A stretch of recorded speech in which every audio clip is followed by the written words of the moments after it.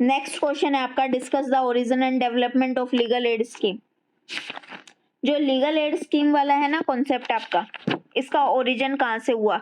तो जब से लॉ बनी है ना, तब से ये कॉन्सेप्ट है। जब से लॉ बनी है तब से ये कॉन्सेप्ट है।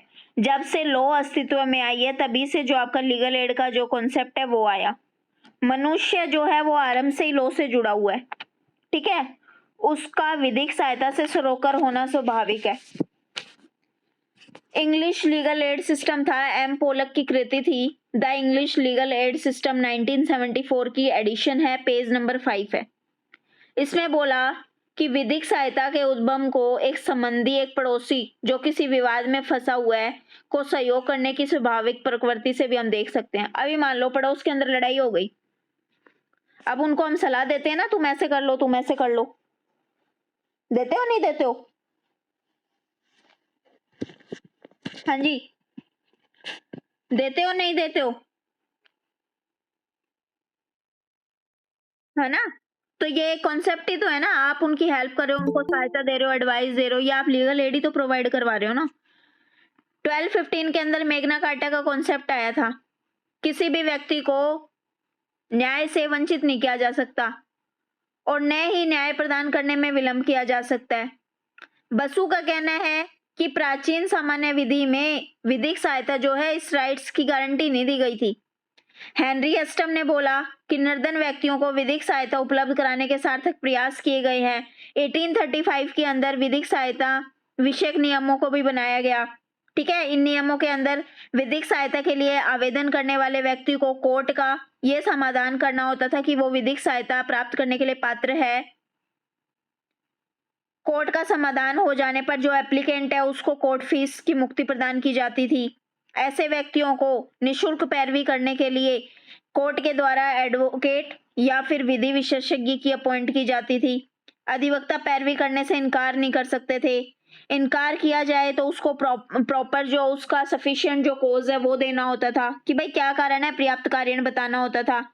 अधिवक्ताओं को पहले फीस भी नहीं मिलती थी, लेकिन बाद में आगे जाके क्या हुआ कि जो निशुल्क पैरवी कर रहे हैं एडवोकेट्स, उनके लिए क्या है, फीस की व्यवस्था भी की गई। अमेरिका के अंदर भी जो लीगल एड का जो मिशन है ये शुरू हो चुका था। 1868 के अंदर अमेरिका के कॉन्स्टिट्यूशन में 6th अमेंडमेंट करके ये प्रोविजन किया गया कि विधि सभी व्यक्तियों के समान रूप से रक्षा करेगी, सभी को विधियों का समान संरक्षण मिलेगा। आर्टिकल 14 याद है ना, यही तो बात बोलता है। लेकिन यहाँ पे अमेरिका के कॉन्स्टिट्यूशन के अंदर 6th अमेंडमेंट करके ये बात ऐड की गई थी। ये व्यवस्था की गई कि कोई भी व्यक्ति चाहे वो गरीब हो चाहे कमजोर वर्ग का हो, न्याय से वंचित जो है नहीं रहेगा। 1919 के अंदर इंग्लैंड के जो न्यायाधीश थे लॉरेंस, उनकी अध्यक्षता में भी एक कमेटी का गठन हुआ। 1925 में उन्होंने एक रिपोर्ट पेश करी और उन रिपोर्ट के अंदर भी जो आपके विधिक सहायता के जो भी डेवलपमेंट थे उनमें अपना उन्होंने महत्वपूर्ण जो योगदान है वो प्रदान किया। 1944 के अंदर लॉर्ड रशक्लिफ की अध्यक्षता में भी फिर एक कमेटी हुई और उसके पश्चात 1945 में एक रिपोर्ट पेश करी। उधर सुप्रीम कोर्ट ने भी गिडन वर्सेस बेनराइट के एक मामले में जो क्रिमिनल केसेस के अंदर निर्धन अभियुक्तों के लिए पैरवी हेतु अधिवक्ताओं की नियुक्ति को सुनिश्चित किया जाए और यह ध्यान में रखा जाए कि कोई भी व्यक्ति सिर्फ अपनी प्रॉपर्टी के कारण या फिर अर्थाभाव के कारण क्या है, अनसुना न रह जाए। उसको क्या है, उसको भी सुनवाई का जो अवसर है वो प्रदान किया जाए।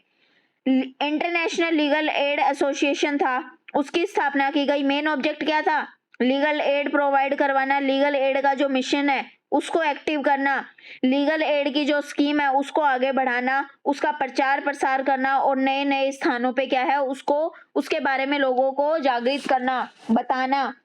फिर 1968 के अंदर तेहरान में आपके जो ह्यूमन राइट्स हैं उनको आयोजित करने के लिए एक ऑर्गेनाइजेशन में संयुक्त राष्ट्र संघ के प्रतिनिधि राष्ट्र और विधिक सहायता के संबंध में एक प्रस्ताव पारित किया गया और वहां पे एक संकल्प लिया गया कि सभी राष्ट्र आपके ह्यूमन राइट्स और फंडामेंटल की रक्षा हेतु जो लीगल एड स्कीम है उसको आगे बढ़ाएंगे।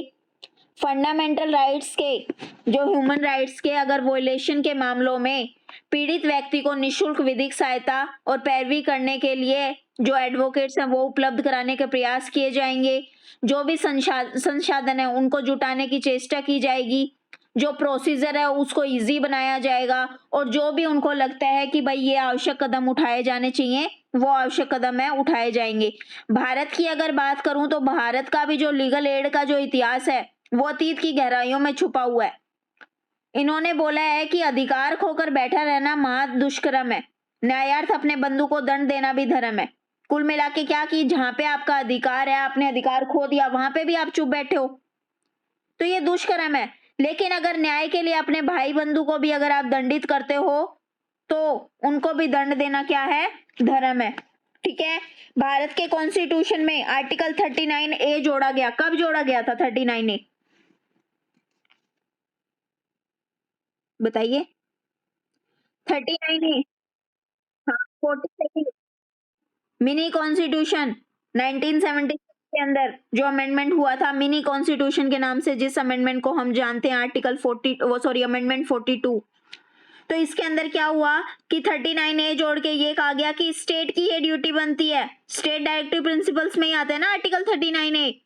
36 से लेके 51 तक जो हमारे स्टेट डायरेक्टिव प्रिंसिपल्स दिए गए हैं तो उसके अंदर आर्टिकल 39A जोड़कर क्या बोला गया कि स्टेट जो है ये सुनिश्चित करेगा कि कोई भी व्यक्ति अपनी प्रोवर्टी के कारण, निर्धनता के कारण क्या है, न्याय से वंचित जो है नहीं रहेगा। MH होस्कोट का केस था, स्टेट ऑफ महाराष्ट्र का।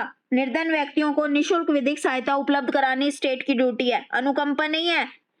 मतलब कि स्टेट आपके ऊपर कोई एहसान नहीं कर रहा है कि हमने तो फ्री लीगल एड प्रोवाइड करवा दी, नहीं, स्टेट की ड्यूटी है ये। क्लियर हो जाएगा कि नहीं हो जाएगा कॉन्सेप्ट। हुस्न आरा खातून वर्सेस स्टेट ऑफ बिहार का केस था एक्यूज के मामले में। एक्यूज जब तक एप्लीकेशन दे उसका इंतजार करोगे क्या आप कि भाई एक्यूज एप्लीकेशन दे तब जाके हम एडवोकेट जो है वो इसको प्रोवाइड करवाएंगे? उसको अपने राइट से अवगत कराओगे कि नहीं कराओगे कि भाई तुम्हारा ये राइट है? एक्यूज के मामले में जो ये मामला था कि कोर्ट को एक्यूज के एप्लीकेशन की वेट नहीं करना चाहिए, कोर्ट की ये ड्यूटी है कि वो एक्यूज को अपने राइट के बारे में बताए। क्वेश्चन हो जाएगा कि नहीं हो जाएगा?